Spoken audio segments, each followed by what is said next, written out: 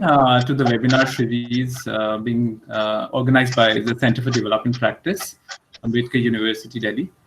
To today's talk by Kusminder Chahal, connecting and embedding the toolkit of participatory action research with community-university partnership and social research.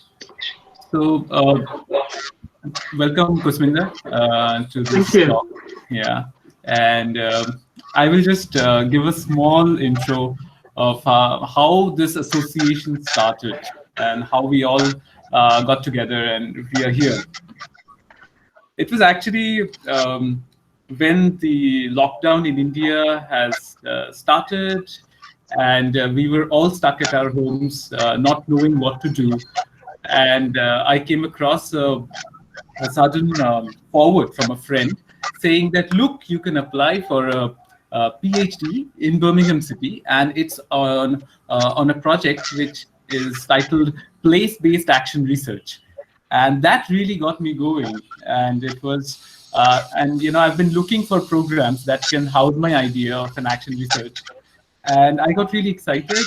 And within a span of 3 days, I put together all my ideas. And then I already had some ideas, put it all together, and then I applied. And it was the last day of the application. And because I got to know about the program just 2 days before. So it was quite a rush. And then I still managed to get the application in, but it was late. And then luckily, at this University of Birmingham City, it was read. And luckily, Kusminder read it. And then he offered to talk to me. And I was really grateful that he offered to talk to me. And then we had a very fruitful conversation. Right after the conversation, I thought of introducing and talking about what Anup taught us at the Center for Development Practice. And a lot of it was also getting reflected in my proposal, where I was talking not just about ethnographic methods, not just about participant observation and focus group discussions, but actually about participatory action research methods. We were talking about immersion. We were talking about how we will work with the community and do research with the community and not on the community. And that was the chord on which we both stuck. And we were in sync, and a conversation rolled on. So that's how it all started. And then in another call, we were really lucky to have Anup in that one as well. And then the conversation continued between Anup and Kusminder. And I was always there somewhere trying to write and being in touch with both Anup and Kusminder. And then Anup informed me one day that there will be a talk that Kusminder will be delivering at the university, at our university at Ambedkar University. So although I have passed out of the program, but I still feel very much a part of Ambedkar University. Although it's been quite a bit of time that I've graduated, but I still feel very much an integral part of CDP. So on behalf of CDP, Kusminder, welcome once again. And I hand it over to you. Thank you very much. I'm just going to share, and this is where we hit problems, I guess. I can't see. Good morning, everyone. I'm just trying to find my presentation to share. Is that sharing now? No? It has not shared yet, but it will come perhaps. Yeah. Let's try again. It worked perfectly well 20 minutes ago, but now it seems to have disappeared. Can you connect it there? We can share it from our end. Push. We can do that. That'd be helpful. It just seems to have disappeared here. So there's a top slide.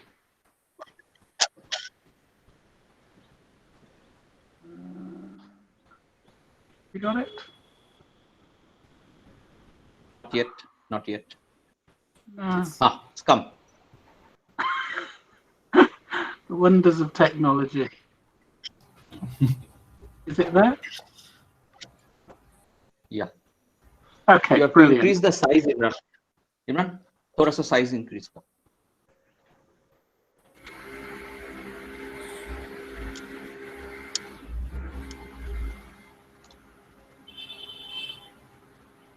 No, from below that plus and minus. Imran, plus and minus below. No. No. You have moved out of the presentation, Imran. You have moved out, Imran, of the presentation. I think he must be downloading it so that the screen can be coming again. Okay. It just seems to have totally disappeared at my end. No, it's come back. Push it's come back. Go. Okay. Yeah. Okay, that's brilliant. So, good afternoon, everyone. It's good morning here. So it's if you can still see me, it's a little bit dark outside, but at this time of the year where I live in the north of England, in a place called Lancaster, it tends to be quite dark and grey. But thank you very much for inviting me. And as Aaron's pointed out, it was a particular journey that brings me to talking with you all. And not really as an expert, but really talking in terms of raising some of the issues, I think, that there are for us, whether we're doing any type of action research, in this case, art history action research. I'm based at Birmingham City University. This is a cover slide. We are apparently trying to make sense of the world. And the world certainly does come to our university. It's Birmingham is the second largest city in the United Kingdom. It's what we would call now nearly a majority minority city. In other words, minority communities, mainly South Asian, Caribbean, African communities, do nearly form a majority of the population in that second city. Interference in the back there. I think people might need to mute themselves. And the second city raises all sorts of prospects for us to be able to do action research and participatory action research, as you'll see as I take you through what I want to talk about. But next slide, please. I'm going to have to do next slide every time now. I think that's it, yeah. So there's three things here in my presentation. First of all, the actual quote. We have done all this before. This comes from a lot of experience of doing mainly social research, primarily qualitative, often in community settings. And that maybe look very different in a UK perspective to India. But one of the things you get a lot, and certainly I do, is when I go into communities, people always say similar things like, well, you know, there was a researcher here before who came and asked us some questions and then nothing happened. And this, we have done all this before, comes up all the time. And it sort of raises that sort of ugly sort of issue about, you know, what does social research mean and what are we actually trying to achieve with it?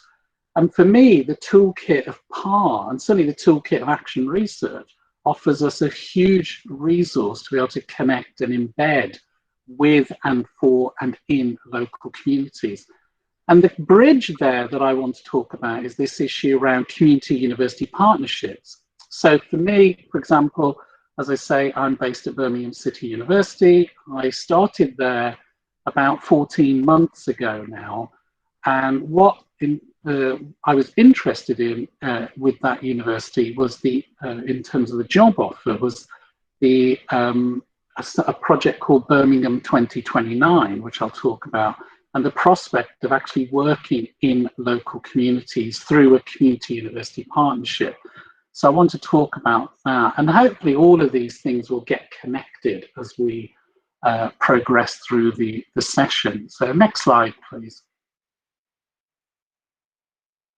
Thank you. So covering today, I'm going to talk about myself a little bit, not in any egotistical way, but just to sort of give a bit of context and situate myself in the work I do. And that will then make sense in terms of how I view community university engagement, my own experiences within it, and what it also means within a UK context.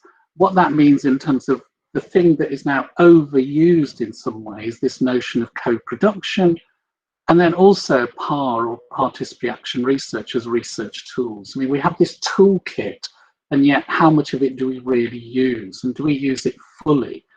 And that then will take me to the third aspect, which is around the challenges of PAR, particularly in higher education settings. And then I just thought in terms of our own commitments, what commitments do we make? And that commitment and the biography then sort of connects, as you'll see. Okay, next slide. Thank you.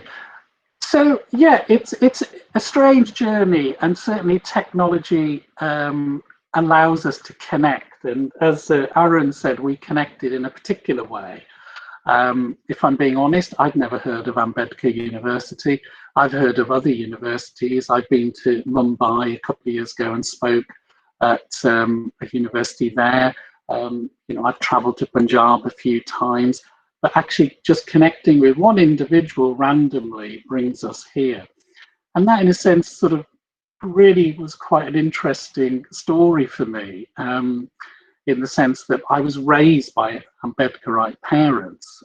So who am I? I was born in the UK in 1966. My parents came from Punjab. My dad moved to England in 1962. And he was part of that big wave of what we call first generation immigrants who came to the UK primarily from India, and also what used to be called the West Indies, what we now talk in terms of the Caribbean, and a range of people came. And in that period in time, people were invited in. There wasn't the same sort of legacy and conflict now that we get around immigration. Doesn't mean to say there wasn't bad experiences, doesn't mean to say there wasn't racism or othering, but certainly people were invited in. And they came with their own sort of colonial legacy as well. But also then there was this education that incurred for me. Both my parents are Ambedkarites, and that was something I was raised into. One of the first books I was ever told to read when I was about 12 or 13, I did read other books before then, but was basically Ambedkar's Life and Mission. Another one that my father forced me to read one summer was the Communist Manifesto when I was about 13. And these things have huge impact then in terms of how you begin to see the world around you. And my world and other people's world in that time there was a lot of experience of racism and othering. So when we stepped outside of our homes and went into schooling, we were always othered in many, many ways. Doesn't mean to say we didn't have friendships with, white people or white neighbours, but there was certainly a lot of overt racism, and that colours and mars how you then begin to see the world as well. And you have to work harder with yourself to be able to see others in a positive way. And also there was this whole issue about growing up and balancing that life of an Indian culture within the home, and then stepping out, going into an education system which was very, very British. I grew up in what I would call an emerging multicultural small new town in Telford in Shropshire, which is about 40 miles west of Birmingham. I now work in what we call a super diverse city, which is Birmingham, and I live actually about 150 miles away in a place called Lancaster in the north of England, or the northwest of England. And there's just all of these things have had huge influences, and all of these things have meant that there are particular experiences I've had which have influenced my politics, my people, and how I view and contextualize my own positionality. I've been a researcher now for nearly 30 years, but I haven't always been in higher education. I step in and out of it. So I have this other view of the world, other than from an institutional framework. Next slide, please. To give that context of myself really will hopefully enable really, the thinking in terms of this presentation. And for me, a lot of my work has been around what we now call hate crime. What I started in the early 90s was racial harassment. And one of the thing that I realized a number of years ago was when I was sort of exploring, again, participatory action research, was that so many of the principles, and in this case, I've used this tool, the Feminist Participatory Action Research Framework, was so germane to how I was living my life and how I imparted that on others. So even, for example, as an equality and diversity trainer, these things are really important in terms of how we speak about our own voices and others, intersectionality, which we can talk about later, safety, care, solidarity, all of these things. And so in a sense, that merging of the self, me, with these wider issues, this wider set of, if you like, praxis that influences your life, sort of runs through my work in a sense. Just very quickly, the book on the left, Supporting Victims of Hate Crime, is I was just trying to give an example of how I've connected much of my work in the past to practice-based work now. And then trying to use principles where we're constantly trying to reduce power, in a sense, and be conscious of the power that we hold. I hold a huge amount of power that I may not recognize in myself, but others may see it working for or against them. Next slide, please.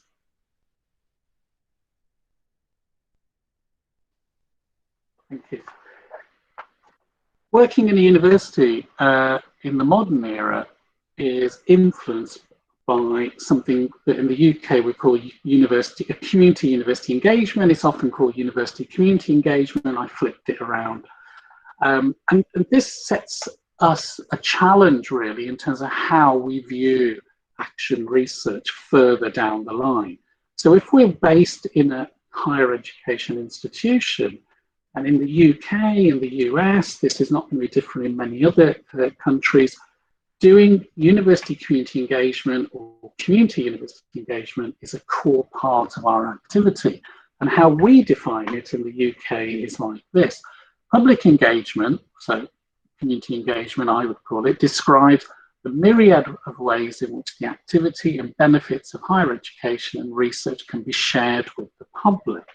So there's this relationship between the institution and where it's placed and the people that are around it, and how we can share information beyond the information we may share in sort of, conferences that are just for academics, inaccessible journals, books, etc., etc.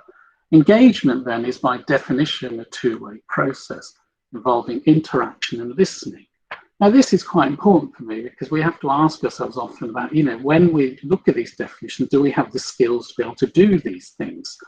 And so we're going to talk a little bit about that later. But with the goal then of generating mutual benefit.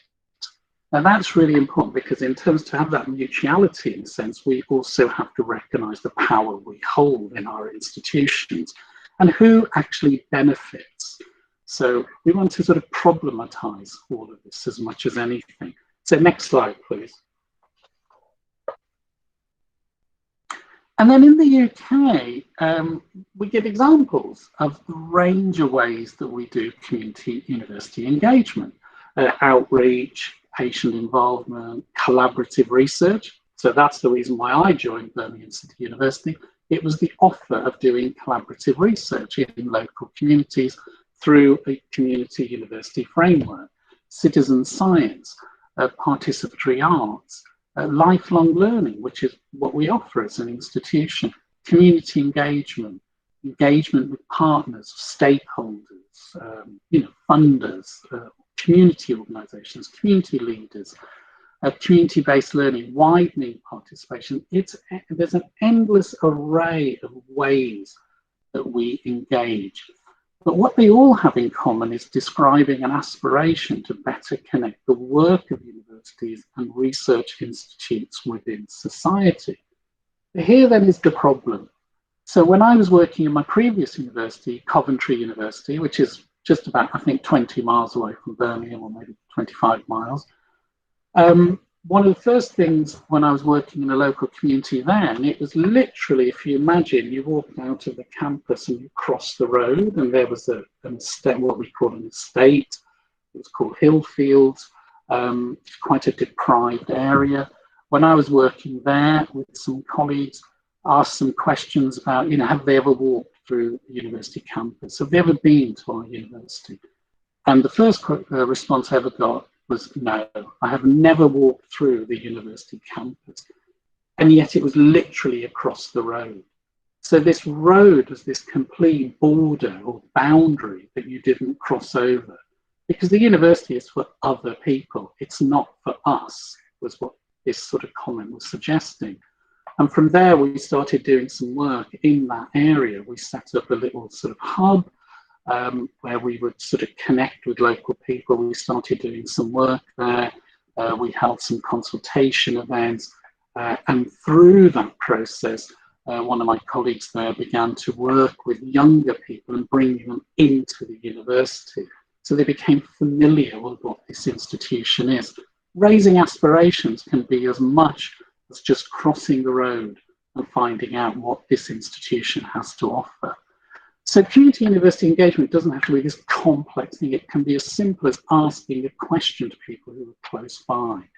And it certainly raises a number of issues. Next slide, please. Now, I don't know if in India you talk in terms of anchor institutions. In the UK, this is a very US import, as much language is, for example, including hate crime. It's come from the US and become sort of this international framework now. Similarly, this notion of anchor institution. So HEI, higher education institution, as anchor institution. The definition typically means this. It's an anchor institution is a large, typically non-profit public sector organization whose long-term sustainability is tied to the well-being of the populations they serve. A hospital would be a good example of that, for example. Big building, solid structure, it's not going to move anytime soon, and it's there serving these people who are outside of there.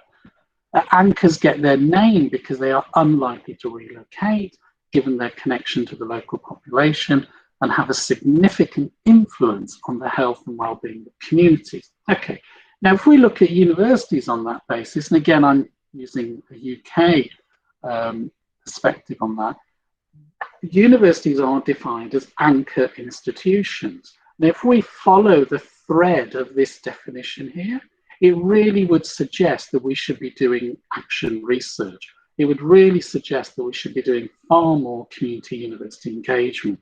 And it suggests that we should be doing far more participatory action research, because they do wield huge significance and influence. They are big employers, they are deeply embedded, they have huge amount of investment and resources.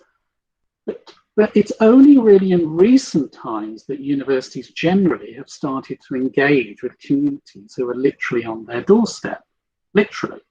They can probably engage better with somebody in New Zealand, India, various countries, than often in their own doorstep. So this notion of anchor institution really frames our thinking about what is it that we are presenting and how are we represented and how are we seen by others as well, because we're immovable. We are not just suddenly going to disappear.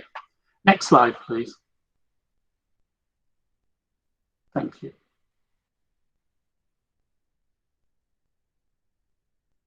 Thank you. So if you see the little photograph at the bottom there, that's one part of our campus. The red building is where I'm situated. These are fairly new buildings. If you're walking the other way, this side from this photograph, you would start walking to Birmingham city centre, which is huge, as I say, city. 1.3 million people, but we have other campuses as well dotted around. Now the challenge is, if we are an anchor institution, you can see these buildings are very deeply embedded. I mean, they are, for me, they're big structures. I'm a small town boy, but Birmingham 2029 was the thing that drew me to Birmingham City University. Its aim was to, over a 10-year period, to do ethnographic / participatory / action research in and with local communities, to develop robust university community partnerships, to develop robust community university solutions, in a sense, to issues that may be coming up. So it's a School of Social Science initiative. It aims to connect with local communities. It connects with students, our students, with local communities. Now, BCU, Birmingham City University, is a university that draws most of its students from within the city or the region. So it's not like, for example, here where I live in Lancaster, we have a university just 2 or 3 miles away, which draws most of its students from outside of the region. This university draws most from, and a majority of those are what we would call Black, Asian, minority ethnic, because Birmingham has a big Caribbean, African, Asian population. One of the things I was also interested in was this idea of developing staff pathway grants, which I want to talk about later. But it was about engaging our academics in the notion of community university partnerships in the Birmingham 2029. And we wanted to build partnerships and trusting relations. So here's the first example of that, going back to the title of the presentation. We have done all this before. One of my meetings was in the area that's in the next picture. It was just slightly outside of Handsworth. That's sort of the high street in Handsworth. Very multicultural area, very super diverse. A meeting there as I was getting to know community organisations, and immediately one of the responses from a community leader was, oh, we had some academics come here a few years ago, but they never came back. In other words, they took what they wanted to, but then didn't go back into the community. And that makes people like mine and probably lots of you in this audience, your lives harder in a sense, because we are constantly building trust. Trust is a huge element in this partnership building, and trust takes time.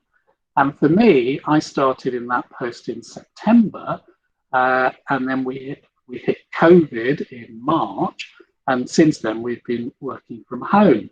So all of those relationships we're building, and spent a number of months cultivating, we've either had to keep going online or via email or other ways, and trying not to lose them. But the other aspect of this Birmingham 2029 was the idea of being able to co-create and produce projects with value. So with the people who are going to benefit most from this. And as Arun has pointed out, we also had PhD studentships where we would be using PAR. Now, the thing that surprised me most there, before we get more and more into this, particularly around co-production, was how few PhDs, if any, actually are out there which just say, I want you to do an action research or a participatory action research.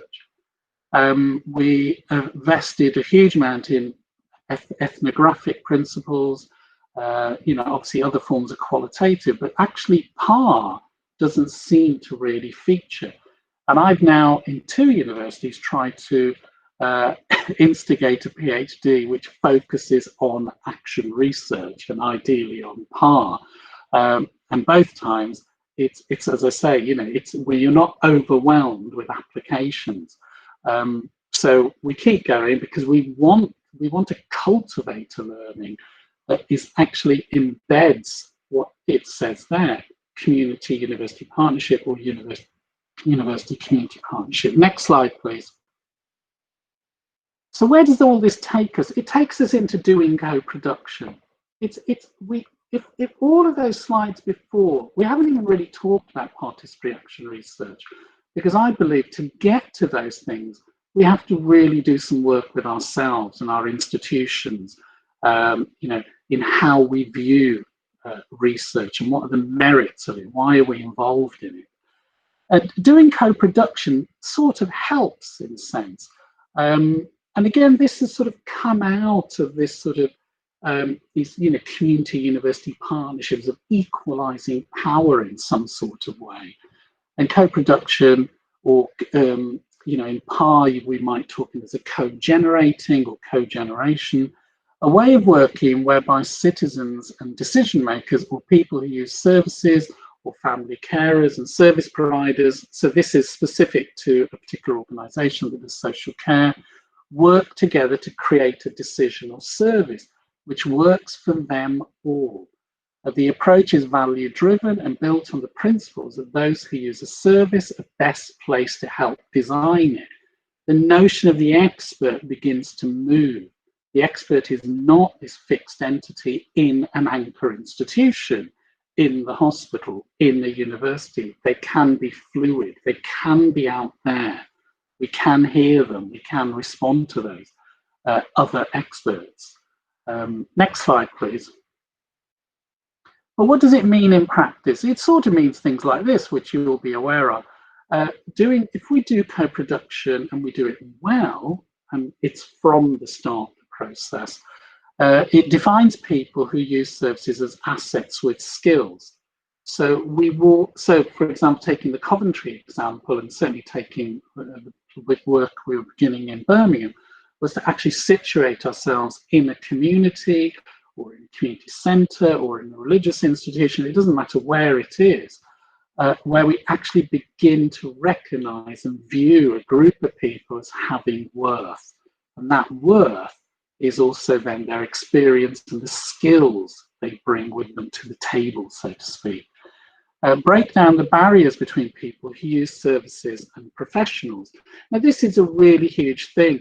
And strangely, if you attach this to the neoliberal economy, this becomes sometimes more important, particularly since what we call austerity here. So since the big crash in 2008, there are fewer and fewer services because there's been so many deep cuts in public sector. And now suddenly politically we've started talking about handing over power to local people. In the UK, they call it localism, for example. Build on people's existing capabilities. So strength-based work, for example. When I do hate crime casework, when I do training around hate crime, we focus on the strengths also that victims have, the capabilities they still have, albeit suffering often very negative experiences, and include reciprocity, where people get something back for having done something for others. And how do we link these things together? And mutuality, people working together to achieve their shared interests. And again, we are being asked as researchers to give ourselves up in a way. What we hold on to are often the things that might hold us back. Work with peer and personal support networks alongside professional networks, and facilitate services by helping organisations to become agents for change rather than just being service providers. Interestingly, co-production has come from the tenets of action research. It's been lifted out. And this is what often happens, as you know, with social research. It gets sort of perverted, it gets sort of diluted along the way.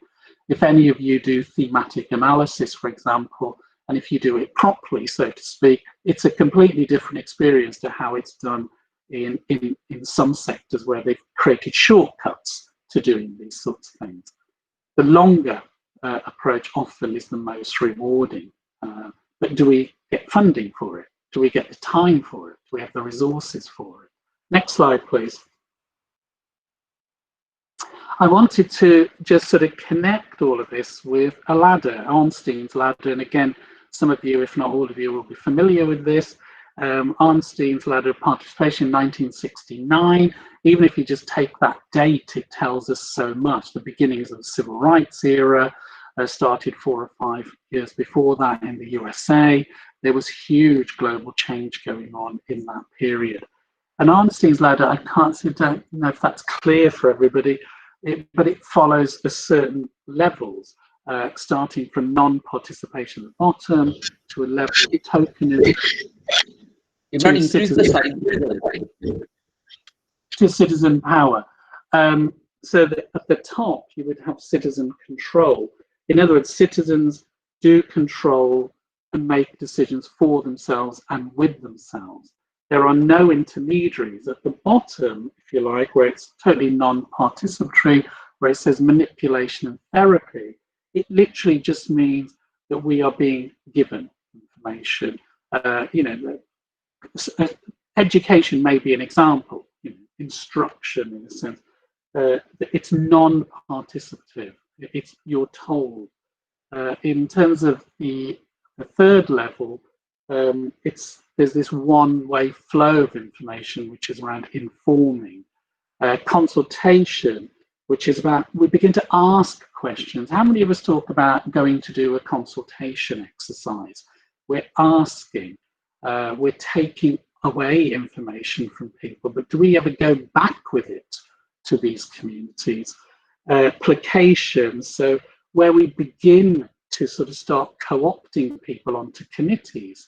We do a lot now, as you know, and you probably have a huge experience of this, of doing like citizens' inquiries, citizens' juries, which are meant to be much more deliberative and open. So where power begins to start getting redistributed, so in terms of participation. And so it goes on. We begin to delegate, where we actually take shared responsibility, and citizens begin to form a majority. Think about this in terms of a real life situation like a research committee, for argument's sake, just making one up. When I was doing some work around racial harassment in the early 2000s, we had a research committee. It was an externally funded project by a foundation.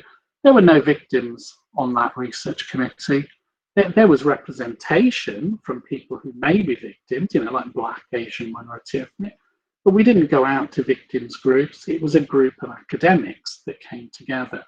And so when I discussed the possibility in that, what was meant to be very qualitative research, that I wanted to interview victims of hate crime, asking no questions, that really threw this committee. They were saying, well, what do you mean you're not going to ask any questions? I said, well, I just want to do an unstructured interview. So I'll have one question and then I'll just create the conversation with them. And this was, but you must have a semi-structured interview schedule. You must have this, you must have the other. You must attach it to the literature, you must do this. But why must we? We can simply listen and see how some of these stories unfold, that lived experience as I was trying to explore. It wasn't participatory action research, but it was following some of the faith and the tenets of that proposal, trying to limit and reduce me coming in and imposing myself in a sense. Next slide, please. The little report on the right is something I'm personally have always been very proud of. Widnes Matters. Widnes is a town, a very deprived area, about 60 miles from here. And this piece of work was done in the late 90s, early 2000s. I was attached to a church project in this town, and I was doing some community development and community engagement work. And then we, with local people, we wrote a report, and then from there, a community development worker was employed who then implemented some of the findings from that report. But one of the things that came up was a group of young people who said, but you haven't asked us about us. It was a very adult-focused needs assessment that we did, and they were absolutely right. We didn't really speak directly with young people. So here ensued a wonderful relationship with a small group of young people who were co-authored in this report with me. And we together did a piece of work, which was literally just about the views of young people in that town. And it really fitted the tenets, these particular three tenets of PAR, in particularly action research, but PAR because it was participatory. Sometimes I was their researcher, more often than not, I was, we were working together. Sometimes they were researchers working for me. We had this constantly sort of reflective cycle where, that we were considering the information, the conversations that people were having, and then building that back into the methodology of what we were trying to do. We worked with youth workers, amongst others, and in that piece of work, young people directed themselves the questions they wanted to ask. I just merely sort of helped along with things like questionnaire design and focus group and things like that. And through a very limited amount of funding, they were able to connect with nearly 300 young people in their town.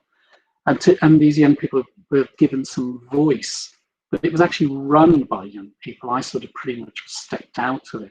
So that power relationship, that sharing between the research and research was always going backwards and forward. It was always an incredibly fluid relationship. And the researcher, if you like me, is not an object, but a partner. And similarly, they were researchers, so they were not the object, but partner. And so we sort of blended into each other. And the data that we collected, that we analysed together, we sort of really worked hard to continue to explore information, that we were always drawing out what were young people, this group of young people learning from this process, and how might they be able to use it beyond this piece of work, for example, in school or on their CV and later on and other things. And it was this constant sort of cycle, this sort of iterative process. But what was really important was in a sense, the action element in context. So everything that those young people found as researchers from this piece of work, we took into 2 schools. So we created this sort of method where, with working with 2 schools, we invited from each classroom in that school 2 representatives who were selected by the classroom. They came and met us. We briefed them with the young people and myself on the core findings of this piece of work. And they took that information back into their classroom and did a debriefing with those students, and then asked them what they thought about that information. That information then came back to us, and it was then put back into this report. And we did that with 2 schools. Those things only work if the schools cooperate. In England or in the UK, it's really difficult to get into schools and do work.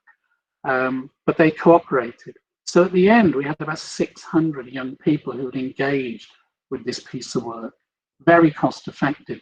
But is it possible to do if I was based in a university and working with various restrictions? I did this as a freelancer. So, there's issues. But my point that I'm trying to make here is that the tenets, there's various tenets of PAR, as you know, but these 3 fitted perfectly with this. But this was nearly 20 years ago. And there's not a huge amount of evidence that participatory action research has really taken hold in the UK. It's talked about, and I think there's more of it now. But if I just give you an example of just turning around the social research methods book that I was looking at, this is about 700 pages. It's a standard textbook in the UK. It's called Social Research Methods for undergrads. There's no mention of PAR in it. I think there's maybe 1 page or something, but no substantial mention. If you look at the British Library, so the British Library here in the UK, it is now a depository for PhDs. And in fact, I think anybody can have access. So if you're interested, have a look at it. Put British Library, and then it's ethos, ETHOS. That is a depository of PhDs. And it has about 500,000 PhDs logged in that depository. If you do a search, just a very basic search of participatory action research, about 500 hits come up. But if you just start looking at the first few pages of that, you notice they're not all participatory action research. It's just that the language is somewhere interspersed in them. So it's not huge still. So there's massive scope in the UK for us to expand. And this is why this was really important to have this conversation. I'm going on a bit, I've nearly finished. Next slide, please. I think I've just got 2 more slides. Thank you. If you just press again, there should be, is it not? No, if you just go back, it doesn't seem to come up. Yeah, there should be a model there. The model simply was the simplest model of PAR, as you know, which was developed by Kurt Lewin, and it's just the plan, action, observe, reflect, and it was also just connecting back with that report. The way that we were planning it, we were constantly taking action, then observing, often reflecting, going back into planning and action. And so it became a very fluid methodological approach. And Kurt Lewin, who, you know, those 4 principles he used all the time are key to, in a sense, understanding that, you know, how we embed those sorts of democratic values, if you like, of PAR, and how we actually raise the epistemology of it. The fact that we want to be inclusive, the fact that we recognize local knowledge as part of the research process, the fact that we question assumptions about who can do research, you know, beyond that professional academic, in a sense, the emancipatory practice, for example. And Paulo Freire, then, I thought this was a really interesting quote, which I'm sure, again, you know, reflection without action is sheer verbalism or armchair revolution. We've all been armchair revolutionists. And action without reflection is pure activism or action for action's sake. Now, this is really important, because if you take 2 global movements, so Black Lives Matter, as you know, from the US, and then the Me Too campaign, this fits quite well with that in terms of how activism has to be reflected, and then it embeds change. And some of that change we don't even recognize. It comes up as just sort of cultural practices. Next slide, please. I'm sorry I couldn't show the model, it just doesn't seem to have come up. But what does all this mean then in terms of PAR, and for us to have a conversation? How does PAR challenge us in the academy? Well, first of all, for me, it's about, do we have capacity and knowledge as researchers to do this? So one of the things I have learned is that just because we're researchers, we have PhDs in this, it doesn't mean we can just flit from one type of methodology to another, because our values are embedded in this. It seeps through these things, our politics. And certainly I did some work with colleagues in terms of just talking about how you do co-production, for example. I didn't even get into PAR, just talking co-production, building partnerships in communities. How do you do that? Those sorts of things. Communication skills. This is all about communication. How do we listen? How do we hear what's being said? What's our body language looking like as we're working with people who may be have less than us, may see us as more powerful? How do we begin to reduce those elements through those communications? And commitment to the values of the process or academic output. So are we committed to the values of the process, or are we committed to our academic outputs? It's a real tension, as much as it is here, as much as I'm sure it is in India.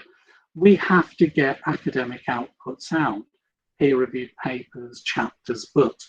But where then do we leave our partners in all of that? Do we connect them in there, or do we push them out? How is that understood? And that's why the commitment to the values becomes important, and why I started at the beginning talking about my own sort of positionality, if you like, my own experiences, because my values, frankly, stand out more than the process of the academic outputs. So I showed you that book I wrote, which was a practice-based book around working with hate crime victims. We have to balance this tension all the time. And it comes up all the time. Sharing power, privilege, and positions.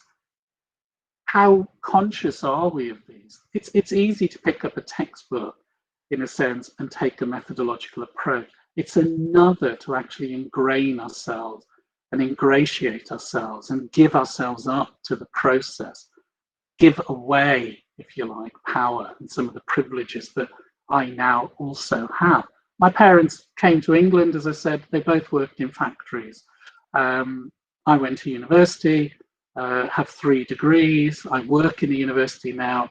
I come with a certain amount of privilege, and I have to be aware and conscious of that. Time, resources, and agenda. So how much time do we have to really embed ourselves in this work? If we're a centre or an institute, in a sense, there may be more time. If I'm just coming into it, there may be less time. And the resources, this is actually quite resource intensive process. And often it's not all financially covered because you don't really know what's going to happen in that, Lee-Win model, so to speak. There's all sorts of unknowns that can occur. And who controls the agenda? And how does that agenda change? These are the sorts of issues. And then very quickly, over-researched and fatigued communities. My experience, and I'd love to hear about your experiences, do people speak in terms of they've been asked this before, this has happened before, nothing changed.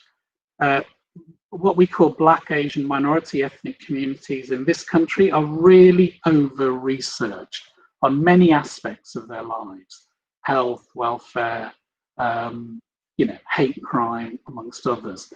But has anything fundamentally changed? The material, the structural? Not really. Things are better, some might say. And that means that communities then are fatigued by what we do. And that's where PAR then has power, because it has a relationship, it builds, things are changing as you're doing the work. But underpinning all of this then is the neoliberal and marketized higher education spaces, and how we connect our own ambitions, our ambitions of our values and the communities we're working with the straitjacket, if you like, of the neoliberal agenda and the marketized way that higher education has gone. And what implications that has for us is crucial. Next slide. I'm on the last slide, guys. I just want to, if you can just push it up, will it push up? Thank you. I just wanted to close. I always do this with just sort of competencies and actions. And I was just thinking, I went onto the Ambedkar University website and I was looking at some of the courses, and I think it was the MA Sociology started talking about they wanted their students to be compassionate, engaged, active. And I just started thinking about those things and then started adding other aspects to that, the other things we'd want to be, to focus on equity, for example, power, diversity, participation, rights. And if we really are following a commitment, what that might mean in terms of responsibilities and actions. So in terms of compassionate, how well do we listen? How are we able to give time and space to others? In terms of engage, are we committed to change? How well do we understand reflexivity and our own process within that? Being active, how do we respond to the needs of others? And those others are a myriad in India as they are in the UK. Redistribute power, know when you hold power and how to pass it on. How our own positionality and reflecting on that. It can't just be that our positionality is important here, but it's less important over here. In a sense, our values have to run through. Equity, how do we learn to see others as an individual and not the mass? Diversity, how do we bring biases to the surface and be open to all? Participation, how able are we to reduce barriers and exclusionary practices? And in fact, do we even know that we're doing them? And rights, do we share those same common goals with others, for example, around rights? So I just wanted to I've probably gone on a bit longer than I thought I would, but I just wanted to do a presentation that really took you from me and my own life, the situation I'm in at the moment, and what it might mean in terms of taking it out to participatory action research, moving co-production, for example, to participatory action research, connecting with others, for example, with Ambedkar University, and learning from you, bringing that practice into the UK as much as anything. What can we share together and what can we build together? I hope you've enjoyed that. I'm looking forward to a discussion over the next half hour or whatever time we've got. And thank you very much. Thank you, Kusminder. It was really engaging. I mean, like we were all. I'm sure, like I was as a student of development practice, actually completely in sync and to a certain extent resonated with whatever you had to share. Like I have a few responses, like there, and if time permits, we will actually also invite questions from a lot of our teachers, like my teachers and my fellow colleagues who are here.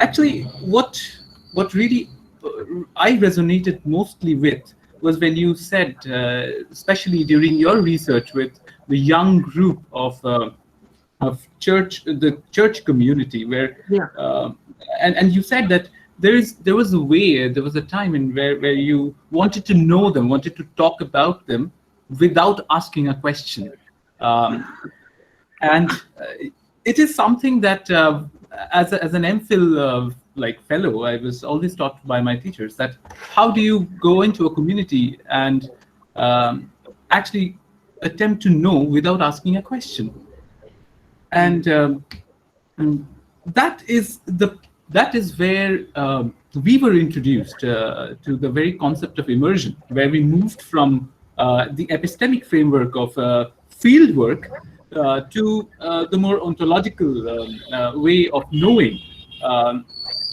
through immersion. And I was really resonating with you when you said that the subject with whom we are working is much more than just a victim, just a community member. And how do we communicate, and how do we know them within their life world, and in what points of convergences does my reflect, like although we are reflective, where our life worlds converge and we open up a possibility of an exchange or communication. And our reliance on this mode of communication that happens through the convergence or those moments of convergence of those life worlds is what we as action researchers and development practitioners have been taught, and we rely on those moments to gather. Should we call it data? I will always ask myself, should we call it data, or should we also have a different word for it? So that is one thing. The other thing is, do we really need to rethink the institution? Do we really need to rethink the university as an anchoring institution? As you said, that do we really have the skill sets to continue logistically and also in spirit to actually host such research? And I'm also experiencing it as an aspirant, as a PhD aspirant who is looking for a home for an idea, and not many places in the world actually does such research. But it's also inspiring to find people who help us in our journey. The other thing that really took me back to my MPhil days was the question of decentering of the expert's knowledge, something that Professor Anukar often used to emphasize upon, it is something that we say that how do we make knowledge much more democratic? How do we have the ability to render knowledge production democratic and participatory? It is like as I was hearing you, like these are the few questions that really came back to me, and I really thank my faculty who actually also sort of encouraged me to think on these lines, think on these tracks. And yes, we learned at the Center for Development Practice, with the help of our faculty from the School of Human Studies and School of Development Studies, to actually go out of our university door and look around. We have been advised during a few of our, during my coursework actually, during the MPhil coursework, we were actually asked to go and spend nights, even evenings and days in the region which surrounds our Kashmiri Gate campus. And that's how we sort of first tried to engage with the community, and not always as a university program, but mostly with the faculty encouraging us with assignments to actually reach out and try to learn and engage with the world that exists right beyond the walls of the university. And not just through literature, review of literature, and not just through review of action, like other action researchers, but also through experience. These were my responses, and now I really request everyone else to ask their questions and take the discussion forward. Thanks for that, Aaron. I can come back, but let's hear from others.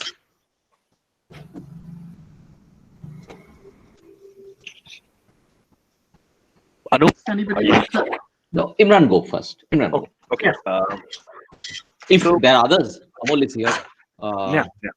Others, I think Babu is also here. So if there are, I think Babu left in between, but okay. I'll let others come in before I come in. Whatever. Okay. And I think me and Kusminder were having this discussion earlier as well, and it's something that had to do a lot with the entire idea of consensus that you have with participation, and how do you account for multiplicity when you speak of consensus? It's something that I have tried to engage with, but would love to hear more on, especially in context where we are talking about hate crimes and then specificity and then peculiarities of experiences, and then going about engaging with those. So that was something that I really wanted to understand a little bit, and then a little more reflection on being able to give away power. I don't know if giving away power is not positioning yourself in power as well, and then that question of being able to give up your power, your positionality. How does that process work out? More from how you practice it than from the point of view of having a positionality or having a orientation that attempts to give away power. How do you do it actually is what I would like to hear Kusminder's responses on. I'm sure we can come back later on that. Well, so let's deal with that first, because we've got about 20 minutes. I mean, giving away power may be sort of clumsy language as much as anything, but I think we have to be aware of what, and as you'll know this better than I do, as we have to be aware of what we do hold and when we hold it. And if we take research as a process, you know, from the point of thinking, oh, I'm interested in doing this because, and thinking about questions and methods and all that, there's power involved all the way through. But how do I take myself outside of that and see it from the lens of others? Well, only by doing, for example, what Aaron talked about, which is leaving the gate and going into local communities and potentially immersing myself without, in a sense, often having a question to ask. I think the issue about giving away power is that I do have to do that because, in a sense, I embody power by coming from that anchor institution. So whoever I am and how I'm seen, as you know, I still represent this other institution, and people will have a view of it. So when I used to, for example, work in local government, and I worked for for quite a large city council, which is deeply a political city council. Whenever I used to go out to community organisations, the first thing I'd always have to deal with was the abuse that I was a representative of the city council. Because they just thought I came with all this, all the complaints about what the city council doesn't do, as opposed to what may be possible with the person in front of them. And I am the city council, but I'm not the city council, So I think, and that took time, just taking that one relationship, that took 12, 13 months to build a relationship with local people in that neighborhood for them to start trusting me. So I wasn't sort of deliberately in any way, putting my hands in my pocket, saying, here, I have all this power. I was just becoming, I guess, more trusted, more trustworthy, turning up, immersed, as Arun said, without, in a sense, asking questions. So I would turn up to some of the community projects that were in what I would call my patch, my neighborhood area that I was covering. And I would, go and sit in these places and just talk or listen or, anything that just showed that I was available. And so then people stopped seeing you as the city council. And that's the same with the university at Birmingham. It takes a while for them to stop seeing you as the person from an institution who's come to grab data, so to speak, when actually we're there to say, no, we're really interested in hearing what you think might be quite important for you. Then how could we involve ourselves in that? So I did, and taking that sort of the multiplicity and consensus, in a sense, these are all wrapped up in the same thing. When you take hate crime, for example, one of the things that I was always dealing with, Imran, when I was working with victims of racial harassment particularly, was what the literature was saying was very neatly compartmentalized, because literature is neatly compartmentalized into themes and sub-themes and this, that, and the other. And then when you sit in somebody's house with your little tape recorder and they say, what would you like to know? And you think, well, I actually haven't got any questions because I've come with a blank sheet of paper. And so I used to say, well, just tell me what's happened. And there this story would unfold. And every story was different from the one, that I held elsewhere. This was a national study. And the point about that was that, if you like, multiplicity, and I'm using this in a very simple sense, just emerged in itself, that these people held so many other identities, ways of knowing that world, and then engaging with what was a dangerous world for them outside of their home. And that was really important, because rather than attaching it initially to literature, it was just going and listening and then thinking, oh, okay, well, this sort of confirms this and this confirms that, and there's a consensus around here. But what was really important was just the unraveling and the drawing out slowly the micro things that people did as they were experiencing racial harassment, or what we might call hate crime, in and around where they live, how they looked after themselves, how they defended their families, how they made sure that their mental health was okay, etc., etc. And suddenly you're starting to get these deeper meaning. That wasn't PAR, that was just value-based research, which somebody like me then can take to an action research, a PAR framework, which later on is the sorts of things that I got more and more involved in. So I think I'm just trying to connect all those things. Giving away power is, I think, is deliberate language, maybe loose language, but actually we embody it because of the institutions we come from. And I do have to, in some way, reduce how others see it through processes of immersion, just connecting it. So I don't know if that's helpful. But if you take, for example, the Centre for Development Practice, I mean, that language, development practice, is so important, because it immediately allows me to think of connection elsewhere, rather than it being something in the institution. You know, I mean, I'm sure you've seen titles of research centres and institutes, and you think, gosh, how many people would actually understand what that is?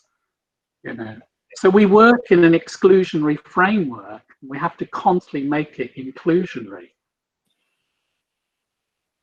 I don't know if that helps at all, Yeah, but they're just thoughts, really. Point about giving a power and building relationship. I think that's something that most of the people that I've worked with from CDP here would immediately relate to in terms of how it's a relational process. It's not something which is immediate or something. Of course, more often than not, you say I'm a student of development practice in the field, and what most researchers at CDP will tell you is, okay, so what development project are you implementing is the first impression that the community has. Then to be able to move away from there to know, I want to know more from you rather than me telling you is what Arun was saying. And it's an immersive process that works through building relationship. And the point about being able to give up your power positionality in the process of building relationship makes a lot of sense. Maybe not academically speaking or research orientation based mainstream understanding, but in terms of practice, it makes a lot of sense that you have to engage and build that relationship. It's not something that say, okay, I have it, you take it. So yeah. Yeah, that relationship, but you know, when you think about, and again, I can only talk in terms of the UK, but when we're talking about like funding organisations, for example, and particularly you know, academic funding, I mean, in a sense, often they're asking us to completely define a project before we've even done any work, in a sense, you know, and whereas you sort of, I've just written a bid, for example, with some colleagues in India, and you know, what was really frustrating about that was that we were in a straitjacket from the beginning, and the straitjacket was, this project is this many months, there's this much money, we want you to tell us what you're going to do. And think, oh my gosh, I haven't even spoken to anybody yet.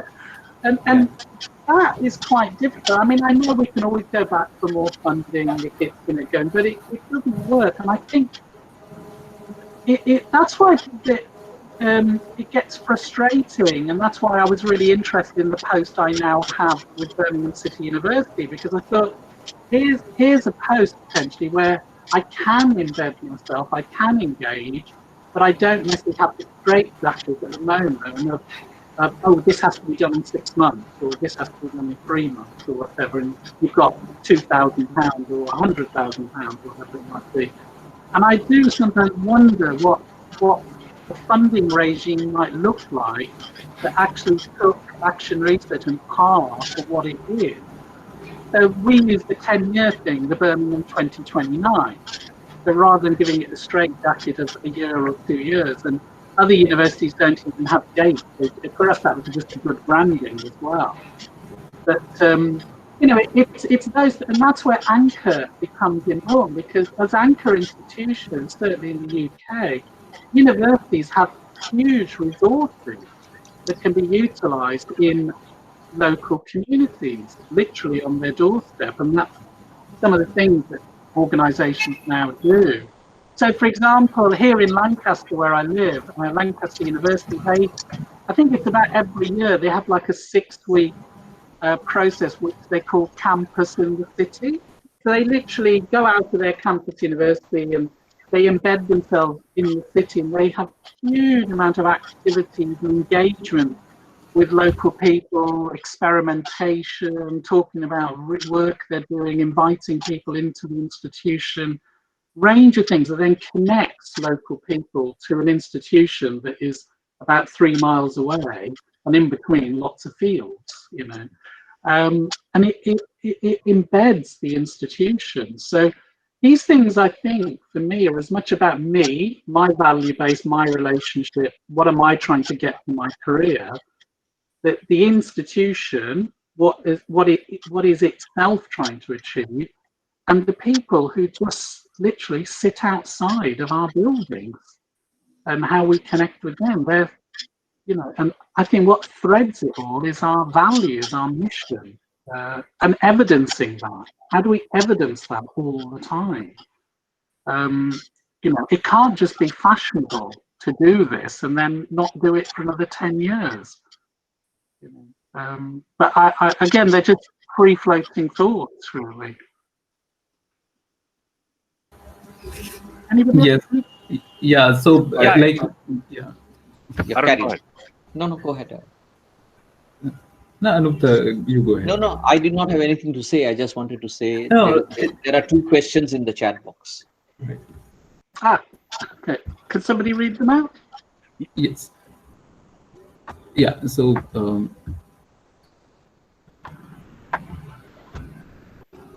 I'll just read them out. Dr. Amol Padwad has a question, and he says that she has 2 questions actually. Firstly, did you come across any situation or experience when the established or the standard frameworks and the processes of research were inadequate for PAR? Secondly, is it right to say that the knowledge generated through PAR derives its legitimacy or validity because standard research processes or recognized researchers were involved? In other words, purely community-produced knowledge wouldn't enjoy recognition in mainstream academic literature. Very important question. Yeah, I mean, I think Dr. Amal Padwad, I tend to, you're right, there's the tension in a sense. We can invest a huge amount of time doing university community partnership type work, for example, at one extreme, to another where we do deeply embedded action research / participatory action research in communities. And how does it get recognized elsewhere? Because it's particular to that group in that context. So how well does it travel? We've got, in a sense, with potentially talking about, if you like, I guess, and correct me if I'm wrong, the validity and how validity is seen. So either we take traditional mainstream ways of thinking about validity, or we take it in different ways. For example, in PAR, as you know, we could talk about one measure of validity being, democratic validity. How well were people engaged with this, and how well did they respond?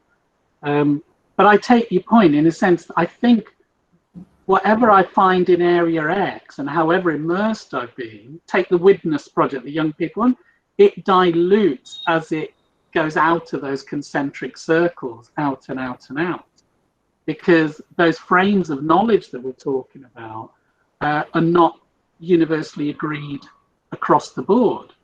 So it's in a sense, it's a battleground all the time, or a level of sort of, how do we continue to raise the voices of this group of people, because it does get diluted the further out we go, either in policy or in political frameworks. So I do think there's something there. I didn't quite get the first part. Was it about established research regimes in terms of? Yeah. So the first, it was, have you come across any situation or experience when the established or standard frameworks and the processes of research were inadequate for participatory action research? Yeah, it not even just PAR generally, because these are straitjackets in a sense, and if we step out the straitjacket, we have to spend a lot of time explaining why what happened. And these days we can do that much more clearly in that sort of postmodernist, sort of post-structural way of talking about fluidity and all these other aspects. But there's another way of actually potentially looking at that question. It's where am I doing the research from? So if you think about 3 areas I've mentioned, which I've been in: local government, freelance consultant, and university academic, all 3 which I've held. And there's a tension in all of those. because each one of those has completely different standards of research and what we mean by research. And so I think there's tensions are always there. So if you take the first example that I gave when I was talking about, I'm always the local authority, and I was constantly having to explain that, you know, I'm not this big bad ogre, you know, I'm just a person trying to embed myself in the community. The frameworks there were completely ineffective in a sense. I was having to think on my feet. And I think there's something there about how creative PAR allows us to be, because we can feed off the energies of other people, i.e. the people we're meant to be as in terms of immersing ourselves with. So I do think it's perhaps answering in a different way is to always say be, in a sense, critical of the process that we've been involved in and fully reflect on it. So I've just written a book with a colleague for work I did in the US. So everybody must have heard of Donald Trump. He definitely tests many people's patience. And in 2016, I was actually in the US. In fact, this time 4 years ago, I was in the US, and we did a 9-month project, myself and my colleague from the UK, looking at white working class views on immigration, race, and change. And it just so happened that the election process was going on, so it made it far more dynamic. And what we did, the book came out in July, and I'm trying to work on the next stage of that book. But what was important in terms of the book was the deeper reflection we had around method. And then the fact that whilst we'd agreed things in the ethics process here in England, when we were over there in the US, there was often opportunity to do something else because something turns up. For example, talking to Uber drivers, you know, which we hadn't thought about while we were doing the ethics processes in the UK. Oh, we will talk to Uber drivers. We hadn't thought about that. It was only when I was sat in Uber in different cities in the US that I started thinking, here's some data, in quotes. And, you know, so yes, I think there are constant limitations. It's not tied to just PAR. I think it's across the qualitative spectrum. It's how we deal with it, how creative we are, and where we go back within the structure to say, you know, we've changed this, or this came up, or there was this messiness. And that takes me to the final point, is that research, whichever aspect we do, is always really messy. As you know, it goes backwards and forwards, up and down. But what people tend to see is the finished product, the report, the book, you know, whatever it might be. And then when the messiness gets lost, and I think that's why we should be really open to talk about everything that happened. It shouldn't just be, oh, I agreed to do 20 interviews, or I agreed to do this, and I then did that. And, you know, there has to be some messiness in all of it, which can be useful elsewhere. But I don't know if that answers those questions, but it certainly raises the issue of it's a messy process, whether it's PAR or just doing interviews. Dr. Pallavi Bahar has another question, she's asking, like, while I completely endorse the view that non-participatory research is incomplete and probably less oriented, I also foresee certain limitations of PAR, which in the long run need to be addressed to actualize the claims of PAR. One area that strikes me is how to conduct PAR in closed institutions like prisons, shelter homes, and others. What could be the role of anchor institutions in terms of ensuring accessibility of these fields by young researchers? Yeah, that's a really, really good question, isn't it? I mean, I suppose we go back to, and thank you for the question, we go back to the issue of the power that anchor institutions hold. If you take prisons, in a weird way, they are also an anchor institution. So because they are embedded in a community. So where I work in Birmingham, one of the areas that I work in is a place called Winson Green. This was before, obviously, this lockdown. And there's a prison there, and it's a very large Victorian prison. And you can't escape it in that community. Where I live here in Lancaster, just down the road, our castle was the prison, which is now not a prison. So these are in communities. So these anchor institutions have do need to be talking to each other. Because think of it like this: if you take the example of a prison, there's a community project in Winson Green, which is near Handsworth, where I showed that little picture, that works with the prison service there, and it has access. So my point, and it works with prison visitors and all sorts of other people. There's a project that I'm working with at the moment called the Community Chaplaincy Association, and they do prison visits, and they will work with people who are going to be released soon, and then sort of integrate them back into the community. So an anchor institution's role there then is to connect in a sense with that other institution, but also I think work with those intermediaries. So there's community projects already working there. There's a national organisation, the Community Chaplaincy, is already working. And these give us access points and trusted points to be able to connect, because they may not be doing what we call par, but they are certainly equalising power relations. Again, I don't know if that answers it, but I suppose the point I'm making is that anchor institutions have, because of who they are, have ongoing partnerships and access to other anchor institutions. And there's always these network of community organisations, or what we might call, like we call non-government organisations, or what they call them, civil society organisations, are working. It's how we thread those together to then be able, it doesn't become threatening then in the same way as it may do outside of an institution. If I may just add to this question, what would be the role of the university? Say, for example, a young researcher from the university, like myself, I don't really have a credibility as such, but I would like to work in a closed institution, in a closed space, and there is a question of accessibility there. What would be the role of the university? Because the university itself can be quite limiting as a space. I mean, there are protocols to be taken care of. It in itself is a very it's ordered in a certain way that is in itself at times like a prison. So how do you think that there is a need to also sort of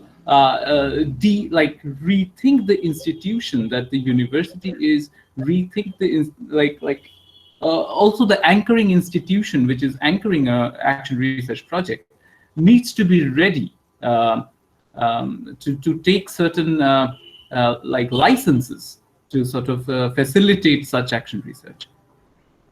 Well, yeah, I mean, I would agree to all of that. I mean, we work within a regime and within a bureaucracy. I mean, even I, as a paid employee, does, and as do students. We have to go through ethics processes. We have to ensure that we're not putting others at risk. If we're working with young people and children, there's a whole other process.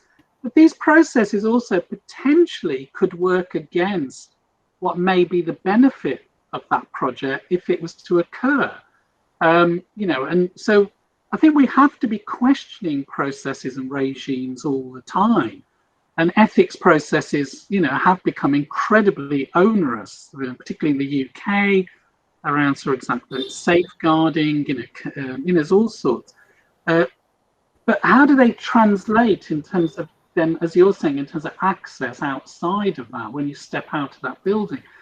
Anchor institutions, by their very virtue, as I've said, are powerful institutions. But you're absolutely right. They also potentially are gatekeepers. They can stop you from coming in. Hospital, prison, amongst other schools. It's incredibly difficult to get access into schools, amongst others. So, yes, there has to be some protocols. There has to be some agreements about what we're trying to do. In our university, we want our students to have a wider range and experience as possible, which, that fit in around what we now, all call employability skills.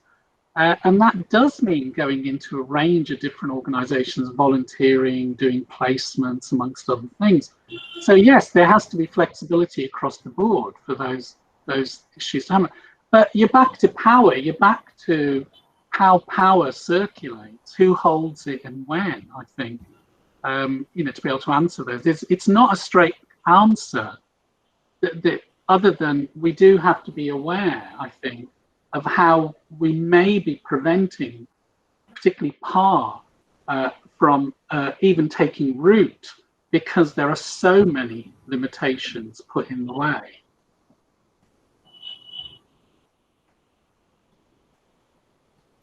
Yeah, These are difficult things to work out whether they've been answered or not, you know. But anyway, is there any final question? I'm just conscious of time for people as well. Yeah. So yes, if anyone has any further questions, we can take that. Otherwise, or just discussion. Yeah. Any thoughts, reflections? Work. One reflection from me would be, while other people are thinking of reflections, is that we're working in, you know, I mean, having visited India numerous times, you know, and had the privilege to even, you know, travel some parts of it, you know, very different regimes that we're working in the UK and India. But what's interesting is that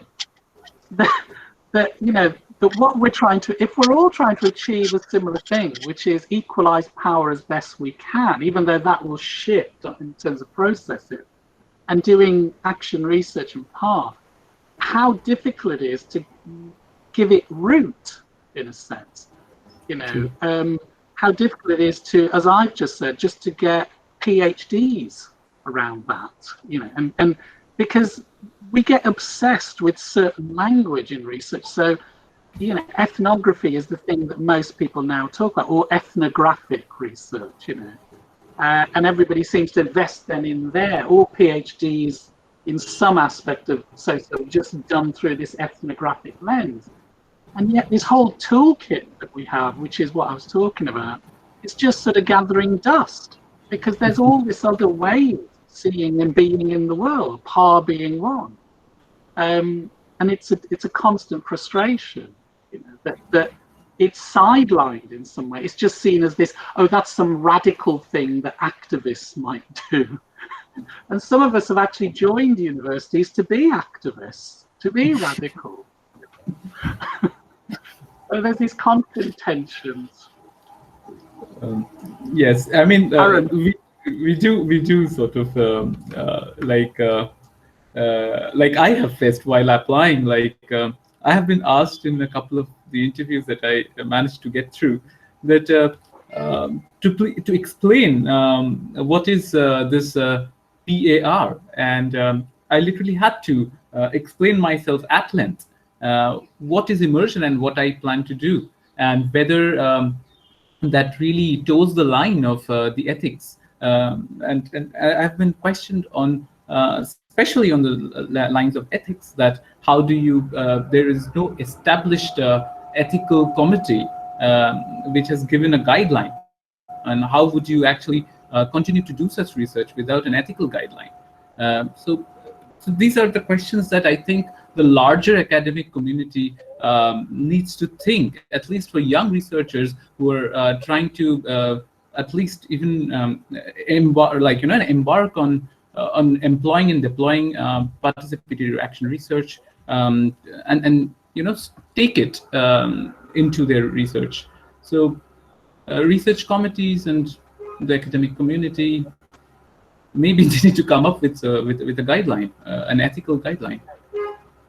Sure, and that's maybe that's a project in a sense, or perhaps we should all come together on, because if you take it from a PAR or just an action research framework, what does that look like? Some of the questions have been raised here lend itself to that, you know.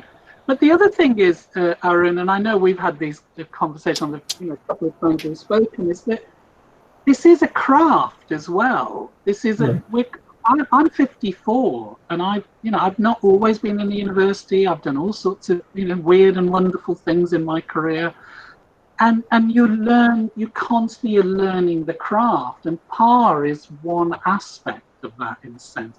But it should never be something that, at the end of a long social research career, it would be difficult for people to say, well, oh, I never did that. What is it? You think, oh my gosh, then how did you actually engage with the world when you didn't use the full suite of tools that are available for you? So even if these things are just used once, either as a student to learn something, to learn more about values or ethics or politics or whatever, or it to be a lifelong career, it doesn't matter. I mean, I was a care worker for a while, and supporting people with learning disabilities before I entered back into higher education.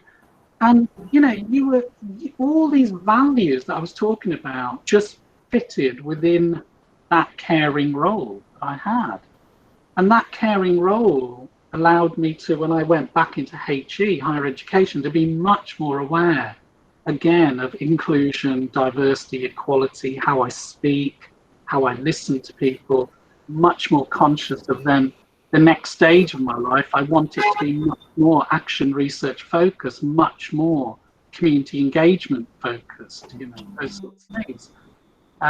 So I suppose all I'm saying is that this is a career, in a sense. This is a trajectory, and there's a whole suite of things that we can do. Immersion, take immersion. I've been immersed in racial harassment / hate crime now for 30 years, but I've not always been in the field. But I've done so much work in it. But now if somebody said to me, right, sit down and tell us what you've learned over 30 years about this issue, it would probably look very different to the standard books that come out, because I haven't just walked into it. I've been involved in it, personally and professionally and academically, and as a researcher, as a policy maker, as a trainer. So I think we do need to look at it as a craft as well.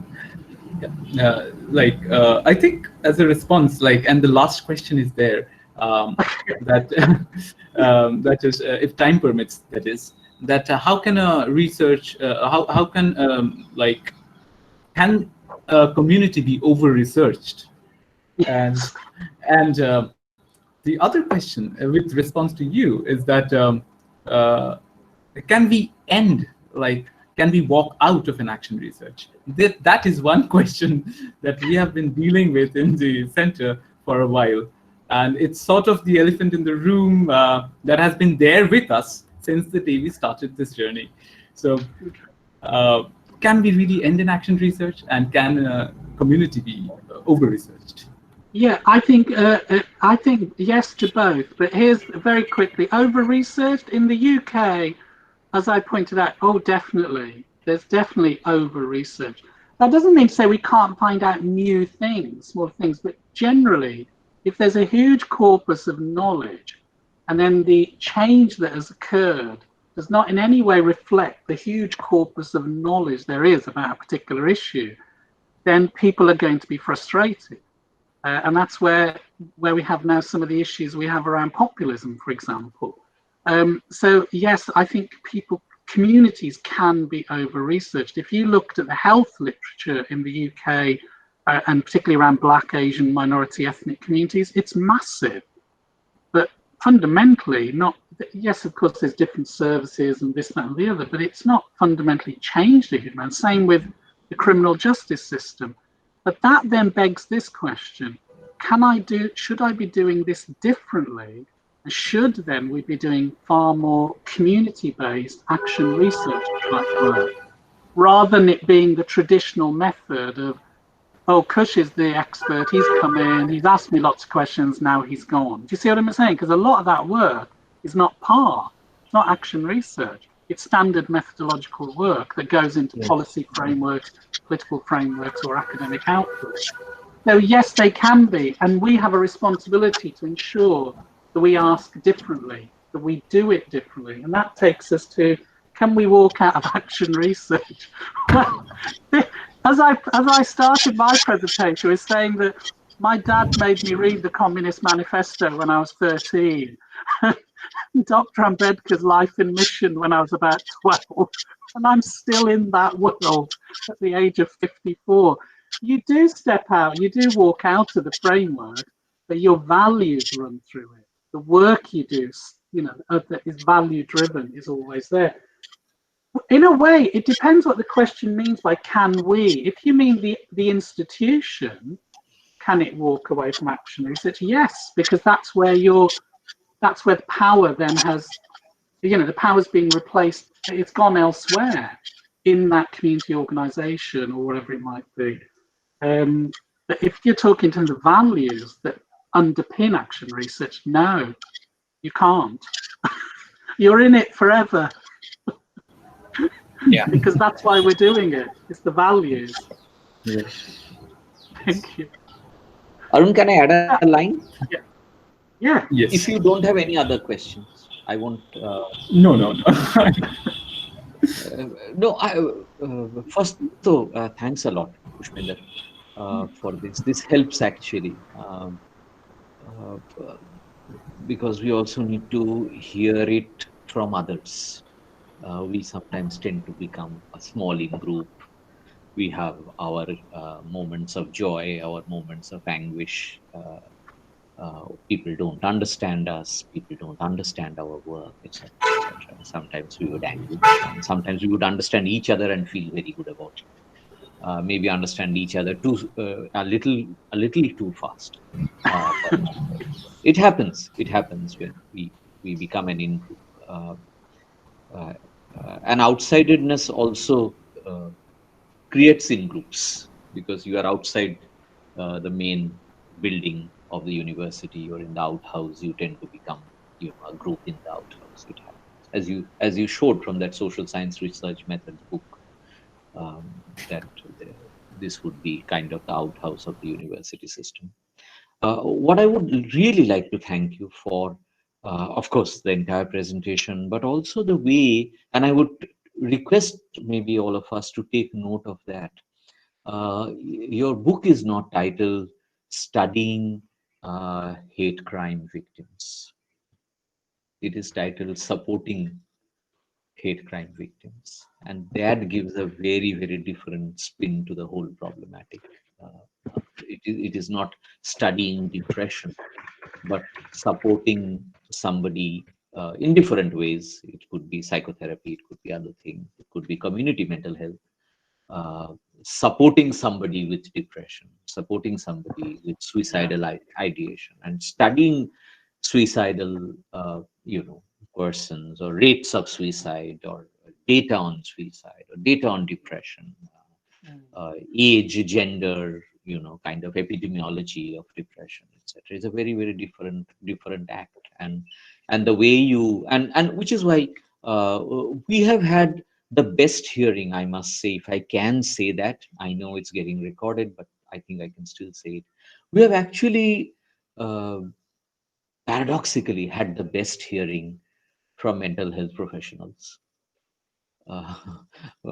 From psychologists, psychotherapists, psychoanalysts even, who get actually what we are trying to do, because we are not trying to study hate crime victims. We are not studying depression. We are not studying suicide. We are, in whatever little ways, trying to be supportive in a community mental health sense of suicide, of depression, or of hate crime. So, in that sense, the way you have titled your book.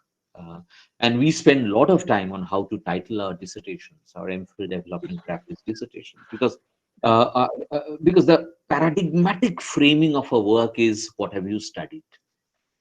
That's your standard research model questions, and then your ethics committee and all of that. But in mental health, at least, the larger field of mental health, which includes all kinds of psychotherapeutic work, including community work. And Savi is here. She does that kind of work very deeply. She's a psychoanalytic psychotherapist, actually, who engages deeply with development practice, because she wants to do that under a tree, not inside a clinic. necessarily, with a group of women, not necessarily a single individual inside the clinic. Your title of the book actually gives us a very, very beautiful angle to us, not studying hate crime, but supporting hate crime subjects who have experience. And we need to take note of that one word, supporting. What is it to support? How do we support? So it gives a very good angle to us, actually. As we struggle to frame this program over here, we are also now trying to work our way towards a PhD in development practice. And there again, these questions will become very important. What will be the thesis titled? Will it be called studying or will it be called supporting? Well, yeah, that's right. I know.